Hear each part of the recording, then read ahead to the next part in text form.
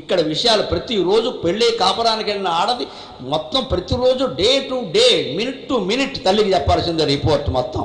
కింద ఎస్ఐ గారు సిఐ గారికి, సిఐ గారు ఎస్పీ గారికి ఇచ్చినట్టే. వెంటనే ఆవిడ అక్కడి నుంచి సలహా, ఐక్యరాజ్య సమితి స్థాయిలో సలహా. ఇంకా కాపురాలు ఎందుకు ఉంటాయండి? ఖచ్చితంగా నేను మొహమాటం లేకుండా ఇదివరకు చెప్పే శంకరాచార్య వేదిక మీద కూడా చెబుతున్నా, అమ్మాయిని కాపురానికి పంపాక వారానికి ఒక్కసారే తల్లి మాట్లాడాలి, బాగున్నావా అని చెప్పి ఫోన్ పెట్టేయాలి. అప్పుడు ఖచ్చితంగా విడాకులు ఆగిపోతాయి. ఏమన్నా చెబితే సర్దుకో సర్దుకో సర్దుకో అని చెప్పాలంతే ఇక్కడ.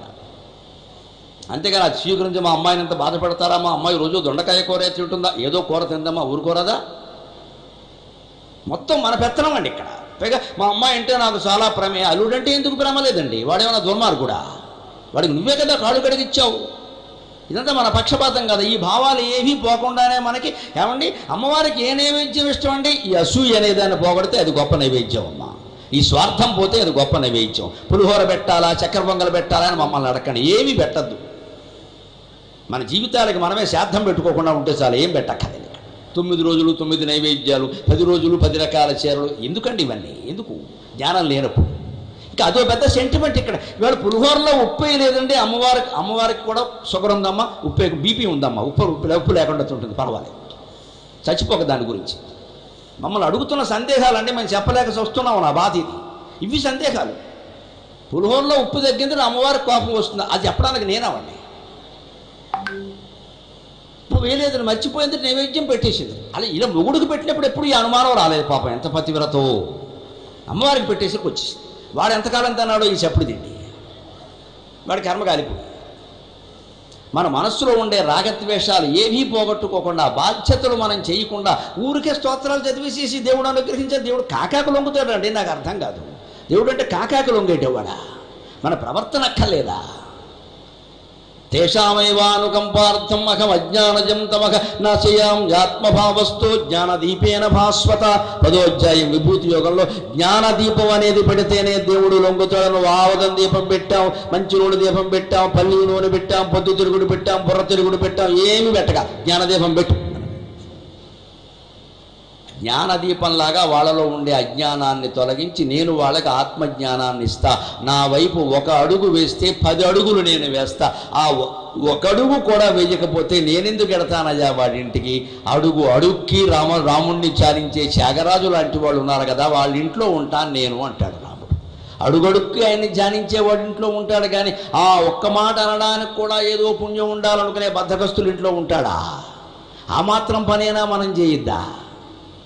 నోట్లో పెట్టిన ముద్దను కనీసం నవలాలి కదా. మీరు నవిలి నా నోట్లో పెట్టండి అంటే ఏమంటారు? దాన్ని రోగాలు రావా? కనీసం పళ్ళకి ఎక్సర్సైజ్ కోసమైనా నవలాలి కదా. మీరు నవిలేసి నా నోట్లో పెట్టండి అంటే ఏమిటది?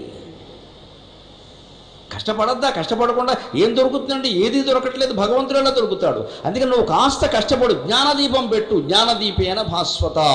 తేషామేవ అనుకంపార్థం. నా గురించి ఎవరైనా మాట్లాడుతూ ఉంటే, నా గురించి ఎవరైనా ప్రయత్నం చేస్తూ ఉంటే, అయ్యో దేవుడా అని ఏడుస్తూ ఉంటే నాకు ఎంత జాలి అంటే అర్జున వాళ్ళంటే అనుకంపార్థం. వాళ్ళ మీద దయతో, జాలితో.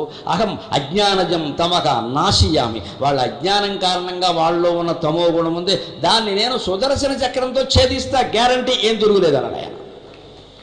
ఒక్కటే షరతు, వాడి మనస్సులో చిత్తశుద్ధి ఉండాలి, నిష్కల్మషంగా అడగాలి, వంకర కోరికలు కోరద్దు. వాడు అభివృద్ధి కోరుకున్నా పర్వాలేదు, ఎవడో నాశనం అయిపోవడం కోసం అడగద్దు నన్ను, తప్పదు. నేను చేస్తాను ఆ పని. ఎలాగా? జ్ఞానదీపేన. జ్ఞానదీపం అంటే శంకరాచార్య వ్యాఖ్యానం రాశారు ఇక్కడ. ఏమిటి జ్ఞానదీపం? దీపం పెట్టాలంటే ప్రమిద ఉంటుంది, ప్రమిదలో ఒత్తి పెడతాం, అప్పుడు నూనె పోస్తాం. అప్పుడు కూడా గాలికి కాస్త అల్లల్లాడుతూ ఉంటే కాస్త అనుకూలంగా, ఇక్కడ గాలి ఎక్కువ వేస్తోంది, ఇక్కడ ఉండదేమో అని కొంచెం గాలి ఉండే చోట పెడతాం. అంతే కదా. మరి ఎక్కువ వేసినా ఉండదేమో, అసలు వేయకపోయినా కుదరదు. అందుకని గాలి కొంచెం అల్లల్లాడుతుంటే గాలి ఎక్కువ వస్తుంది, ఏమవుతుందో అని పెడతాం. ఇంకా కొంచెం అనుమానంగా ఉంటే ఒక గాజు చిమ్ని, గాజు కుప్పే దాని మీద పెడతాం. అప్పుడే కదా వెలుగు వచ్చేది. సరిగ్గా ఈ దీపం వెలిగించే విధానాన్ని శంకరాచార్య ఈ శ్లోక వ్యాఖ్యానంలో ఏం చెబుతున్నారంటే, నాయన వైరాగ్యం అనే ప్రమిద తీసుకో, అందులో నిష్కామం, కోరికలు లేకపోవడం అనే ఒత్తి పెట్టు, అందులో భక్తి అనే నూనె పొయ్యి, అప్పుడు ధ్యానం మీద ప్రీతి అనే గాలి దానికి జోడించు, అప్పుడు ఇంద్రియ నిగ్రహం, మనో నిగ్రహం అనే గాజు చిమ్మిని, గాజు కుప్పె దాని మీద పెట్టు, అప్పుడు సమ్యక్ దర్శనం అనేటువంటి నీ వెలుగు నీకు లభిస్తుంది ఖచ్చితంగా. రోజు దీపం పెట్టడంలో ఉద్దేశం ఇది. పైగా అజ్ఞానం ఎంత గొప్పది అంటే, దీపం పెట్టినప్పుడు చదివే శ్లోకంలో ఇది ఉందండి బాబు, అది చెప్పడవడం. దీపం పెట్టు, 100 దీపాలు పెట్టు, 1,00,000 దీపాలు పెట్టు, 1,00,00,000 దీపాలు పెట్టు. సాధ్యం త్రివర్త సంయుక్తం వన్యనా యోజితం ప్రియం గృహాణ మంగళం దీపం త్రైలోక్యతిమిరాపకం. మన ఇంట్లో పూజా మందిరంలో పెట్టిన దీపం 3 లోకాల్లో చీకటిని ఎలా పోగొడుతుందండి? ఏం మాట్లాడుతున్నావు? 3 లోకాల చీకటి అంటే సత్వలోకం, తమోలోకం, రజోలోకం, 3 గుణాలకు సంబంధించింది. అది మన మనస్సులో ఉంది. అందుకే 3 పోగులు ఒత్తిగా పేనమన్నారు. సాధ్యం త్రివర్తి సంయుక్తం. 2 ఒత్తులు పెట్టాలా, 3 ఒత్తులు పెట్టాలా, 6 ఒత్తులు పెట్టాలా. ఇందులో మళ్ళీ ఇంకా దరిద్రాల్లో అష్టదరిద్రం. వితంతువులు ఎన్ని పెట్టాలి, శతంతువులు ఎన్ని పెట్టాలి, అదో లెక్క ఉంటుందండి. ఈ వితంతువులు ఏమైనా మొగుళ్ళు చంపేశారా బలవంతంగా? నాకు అర్థం కాదు. వాళ్ళంతా పాపాత్ములుగా ఎందుకు చూడాలి అసలు? వాళ్ళకో లెక్క, వీళ్ళకో లెక్కనా?